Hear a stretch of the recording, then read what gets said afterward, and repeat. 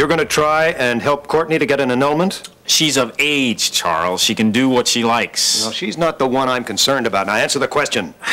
Courtney came to me for advice. She wanted the legal details of dissolving her marriage with Vaughn. And you, of course, tried to steer her away from such a catastrophe. I told her that since Vaughn had never informed her of his sexual problems, and since the marriage had never been consummated, that getting it annulled would be a fairly simple matter. You idiot. There's more, Charles.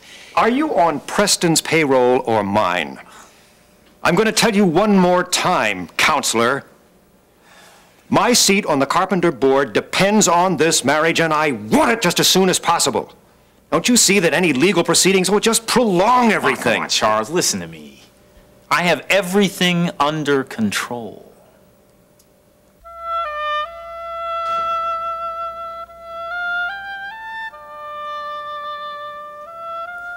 Oh, I can't believe how much he's growing. I just want to get through this slobbering period. He's chewing on everything and leaving slobbers on everything in his room. Yeah. What are you looking at, the park? Be a good day for it. Yeah. It'd be a great day for a nice long walk. And a talk.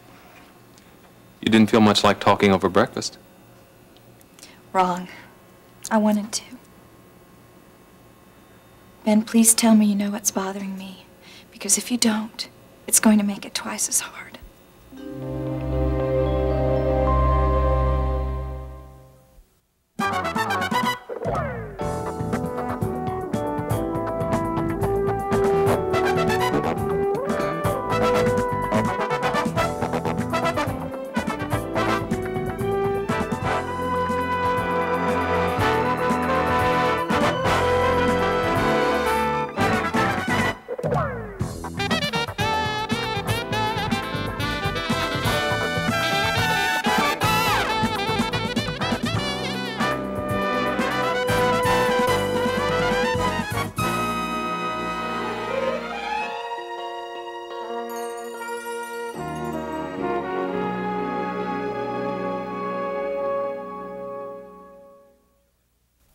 You're in control of everything. Who put you in charge? Oh, come on, Charles. I'm your lawyer. I know that. And I would prefer that you not handle the interests of my entire family, just mine. Now, if you persist in trying to help Courtney, you will be guilty of the most flagrant conflict of interest abuse I've ever heard of in my life, and the Bar Association is going to know about Just a minute. I've already spoken to Preston's lawyer.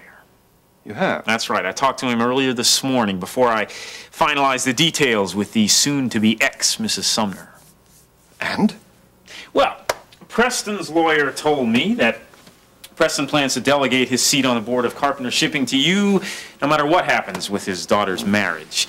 Now, legally, according to contractual law, Preston doesn't have a leg to stand on. As we both know, your agreement with him was based solely on your getting Courtney to marry Vaughn. Whatever takes place after that is after the fact. Well, I'd certainly like to believe that, but I think I need a little more firm confirmation instead of the opinion of another lawyer. Well, Charles, just look at this from Preston's angle here. He's a buffoon to those people in Lake Forest. I mean, the truth about Phyllis is bound to seep out. The company's already been virtually lost to another family. He's tired, Charles. He's older than you, huh? Plus, he's got a daughter who is much too good-looking and too spoiled for her own good. Now, why in the world would he want to fight for that seat on the board? You have just itemized every reason why he would want it. He needs it. He doesn't have anything left. And you walked right into his trap. I've been in touch with some of the other members of the board, and they treated me very coolly. And do you want to know why? Well, now, I'm sure that your losing the import-export business had nothing to do with that.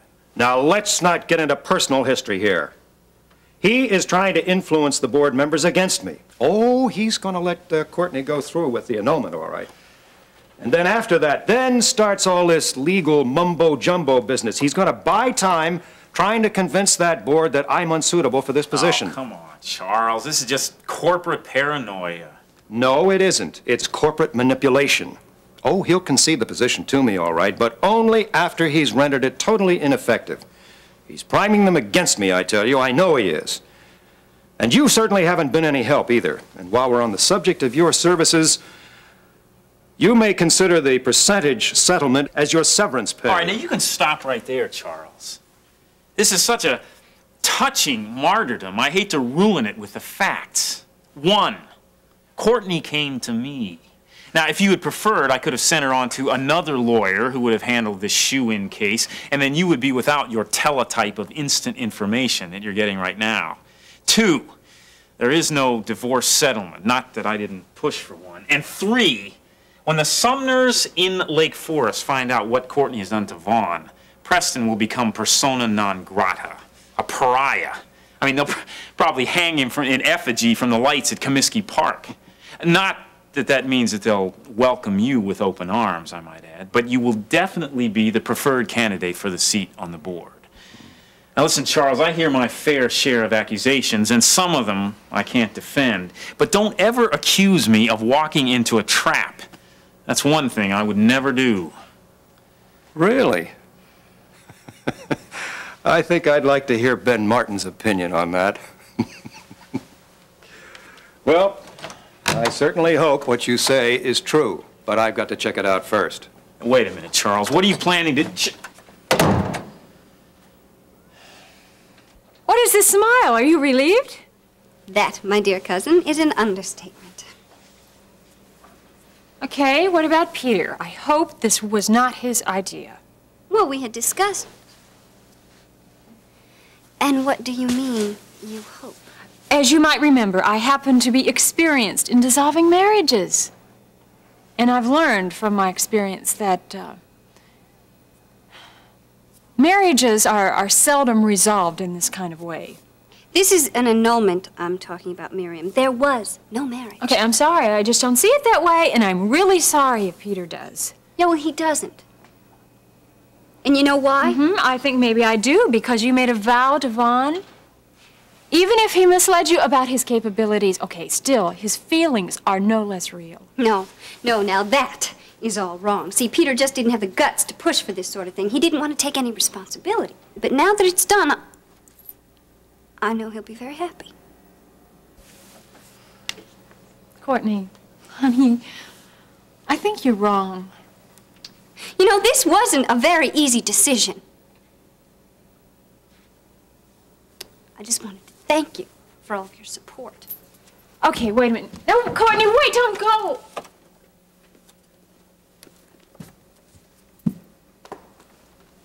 Better not ask about it, right? Listen, I renewed this for Eric. Thanks. Hey, Miriam, I know this isn't the proper time, but I feel like it's imperative that you and I have a talk about us. Well, I'm guessing it has something to do with the interview last night. You're guessing? Well, I know that's where it happened. I'm just not exactly sure what happened. All right. When she asked you about the healing of your hand, you ignored God's part in it completely. Ben Martin, look at me. Why? Laurie, we're talking about the gradual healing of a very complex part of the human body. Ask any physician, misdiagnosing a paralysis is very common. Now, how many determined patients have overcome their disabilities and proved the doctor's wrong? You are taking credit for this healing? No. What I'm trying to say, what I'm trying to do is safeguard the preciousness, the uniqueness of a bona fide miracle by separating it from the normal healing abilities of the human body that God's given the human body. Well, you didn't even say that much last night. Oh, that's because you were filling in the blanks for me. And every time I filled in the blank, you got more and more uncomfortable. I mean, by the time I got to the fact that we read the Bible and we pray, you were practically writhing in your seat. All right, I think you went overboard. What? I lied? No, you didn't lie. You were just talking over her head. Ben, she was receptive enough. Receptive? Laurie, she was trying to seduce me all night long. Really, Ben? I hadn't noticed. Don't tell me you knew. I knew the minute I walked in the room and saw her. Ben, since when do you decide who's ready to hear God's word and who's not? And what does Monica really matter when she has millions of readers that need that inspiration? Monica matters a lot. She's the funnel my words are passing through. And all this simplistic talk about miracles and God this and God that will never make it to print. You watch and see. You know the last time that I heard somebody talk about our faith and call it simplistic? I overheard Lester Lewis right after the AMA Awards, and he was referring to your acceptance speech.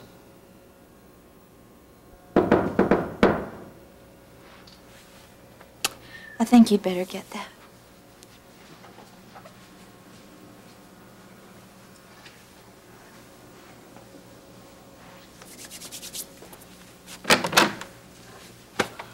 Is everybody happy?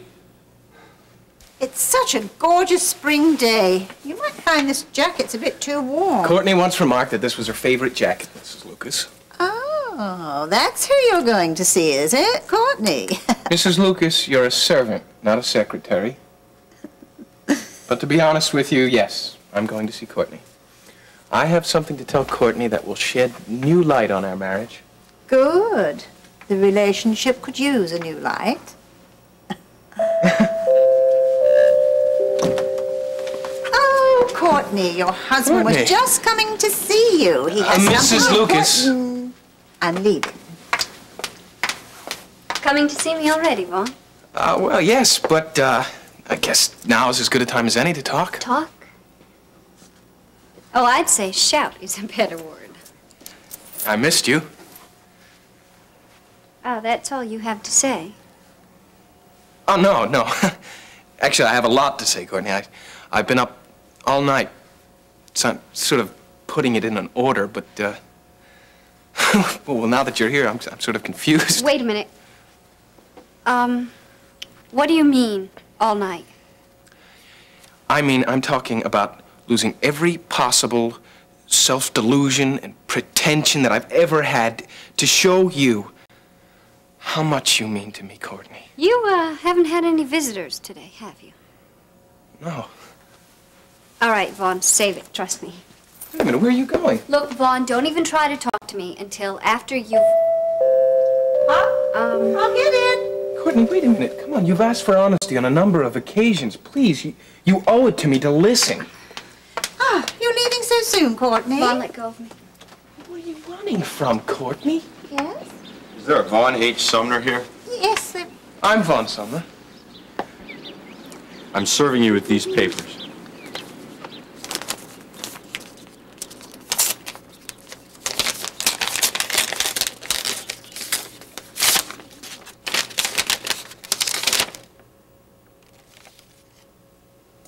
Annulment. I guess that just about answers all your questions, Vaughn.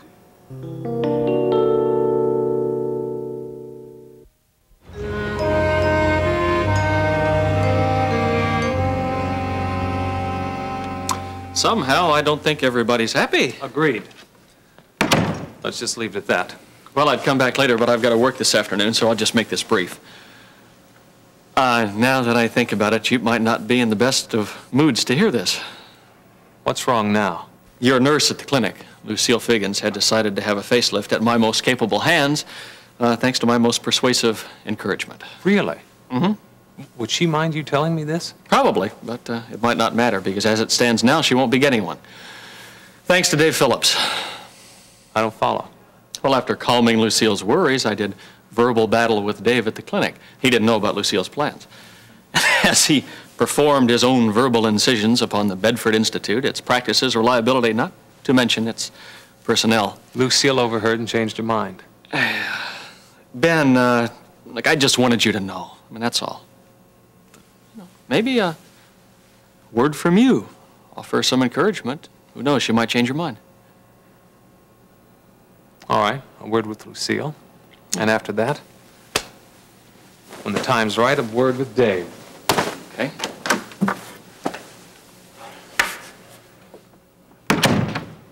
You weren't even going to tell me. You're running out the door, Courtney. Oh, you were a fool if you didn't see this coming, Vaughn. I believed you. I actually No. believed in you.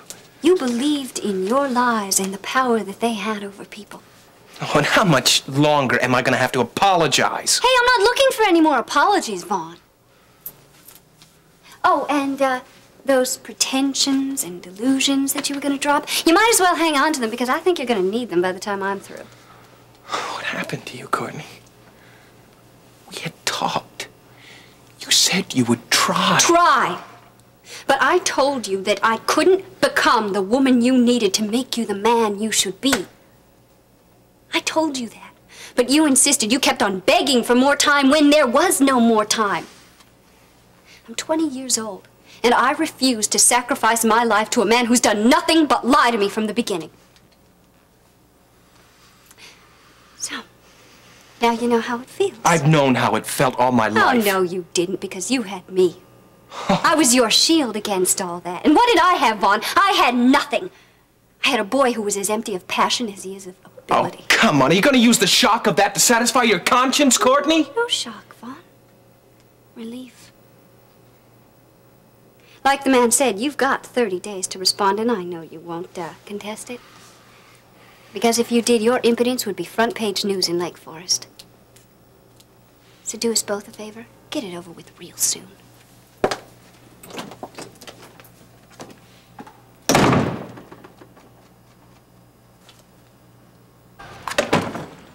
Well, it had to happen. What's that? Every single soul in Chesterfield would be perfectly healthy on the same day. Well, you see, Dr. Martin, that's because we treated half the city here this morning. Dave just went out for an early lunch a little while ago when it slowed down. Good, good. I'm very glad he's not here. Oh, come on. I know you two have had your differences lately, but you don't have to be that obvious That's not about what it. I mean. That's not what I mean. I want us to have a little talk in private. Okay, this is going to be one of those, the budget's tight, so we got to cut back on expenses talks, right? Now, Lucille. Oh, it's okay. I understand. I just need to let you know that I will draw the line at reusing tongue compressors. Always with the comeback. Always taking the heat from the doctors and the patients. I want you to be happy. You deserve it, you know. What's this about? Brian doesn't make it a habit to breach the confidentiality of his patients, but I honestly think he had your best interest at heart. He told you? Well, yes, he did. He came over, and that's why I'm here now, because I think you should have the surgery, Lucille. Thanks a lot. Hey, come on, you know I didn't mean it that way.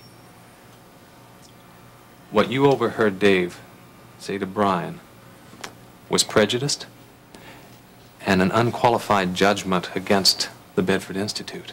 Well, you really do know it all, don't you? Yes? Well, okay. What Dave said wasn't all of it. My mother used to tell me that a woman's beauty is like a sandcastle by the seashore at low tide. You start with a little bit and it's gone in a hurry. You start with a lot and it may take a little longer, but it's going to wear away, sure as the tide comes in. But you're beautiful in so many ways. Oh, I don't want to hear that. I'm serious. That kind of compliment cuts me deeper than any insult. Look, I don't have any undue expectations about this surgery. I really don't. As a matter of fact, if nobody in the whole wide world ever noticed the difference, it would be just fine. I'd be happy. But when I heard Dave talk about those women who are rich and selfish and just come to that place to be pampered and flattered by Dr. Graham's staff, I had to stop. I said, Lucille, aren't you strong enough to overcome your own self-image? I am a little confused, though. I mean, I never had any trouble growing up. Why in the world is it so hard growing old? Lucille, now I'm talking to you as a doctor. I think you had exactly the right attitude going into this thing. And believe me, you're nothing like the patients that Dave described. And I'm not so sure that Brian's clients fit into that stereotype anyway. And as far as the Bedford Institute is concerned, I'd trust Lori or Scott or anyone else close to me to be treated there. Great. Second opinion. Wasn't even looking for the first one. All right, now come on, you've got 2 weeks of vacation coming. And believe me, I really don't feel like rescheduling this clinic stuff. Now, hey, can you honestly tell me that you're comfortable with not going through with this? No, I'm probably less comfortable. Then in your heart you still want to do it? A sleepless night proved that. So do it.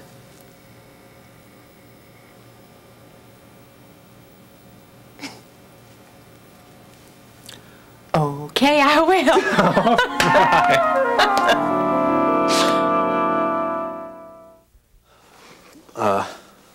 Listen, Miriam, I was thinking, I wish that you and I were in college and that it was May and that we were saying our sad farewells and that we would see each other again in September. I wish that. I wish that too. You do? Yeah, I think it's a little bit obvious, huh? Well, I wish it was a little more obvious. What is this? You wish, I wish, what are we?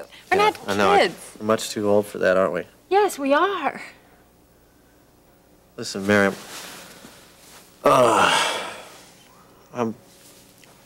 Ever since my brother died, I've been praying. And that's because of you.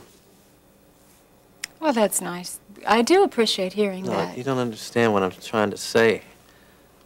I've been praying to God for you. I want you to come to Canada with me.